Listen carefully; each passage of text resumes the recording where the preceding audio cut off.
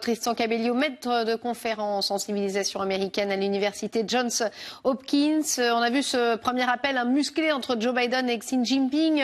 Le dialogue finalement a tout de même parvenu à se faire. Doit-on s'attendre à la même ligne agressive que sous Donald Trump ?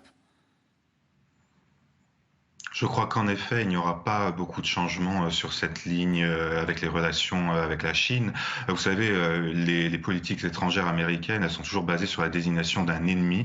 Ça n'a pas changé, mais l'ennemi change à peu près tous les 5 ans.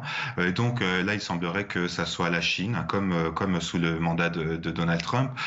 Et ça va continuer dans ce sens. Alors il y a la fermeté de Biden, qui doit bien sûr se montrer assez fort sur le plan international. Mais encore une fois là, je crains que ça ne réponde pas finalement aux enjeux que les Américains se posent. Les Américains en ce moment ne se préoccupent pas de ce qui se passe avec la Chine, des relations entre la Chine et les États-Unis.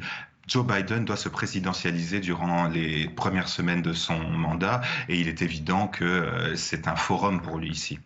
Alors Joe Biden, qui veut mettre l'accent en tout cas sur le respect des droits humains, même si les Américains s'en fichent, lui, il en a parlé, qu'il estime bafoué en Chine. La question, quelle légitimité aux yeux de Pékin pourraient avoir les États-Unis à cette initiative Pékin qui pourrait, j'imagine, dénoncer une ingérence? Oui, alors pratiquement aucune en fait, mais Joe Biden ici essaye bien sûr de faire plaisir à la gauche du Parti démocrate et il le fait très bien. Et c'est-à-dire que avec plusieurs initiatives, les droits de l'homme, Human Rights, sur le problématique du climat aussi, il faut savoir que Joe Biden a nommé des gens qui ont beaucoup plu à la frange la plus progressiste du Parti démocrate. Et donc ici, il fait un travail assez bon sur des sujets qui sont souvent perdu d'avance, on a envie de dire, particulièrement avec le climat.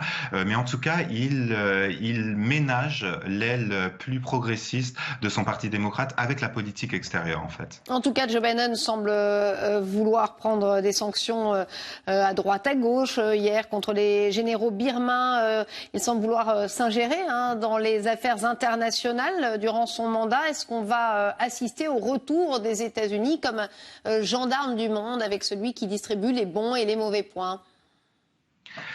Oui, alors moi je crois que le grand problème de Joe Biden, c'est qu'il n'a pas fait l'update de son software politique, et spécialement pour les politiques internationales. Je crois que c'est quelqu'un qui est toujours un peu scotché sous le second mandat de Barack Obama. Moi je crois qu'il va avoir vraiment une réinitialisation des politiques extérieures américaines. Ça, ce sont les premières semaines, ils se tâtent, ils ne savent pas trop ce qu'ils vont faire, mais en tout cas les États-Unis ne peuvent plus être le gendarme du monde et ce n'est pas ce que les Américains attendent. Merci beaucoup Tristan Cabello, maître de conférence en civilisation américaine à l'université Johns Hopkins, de nous avoir accompagnés. Merci à vous.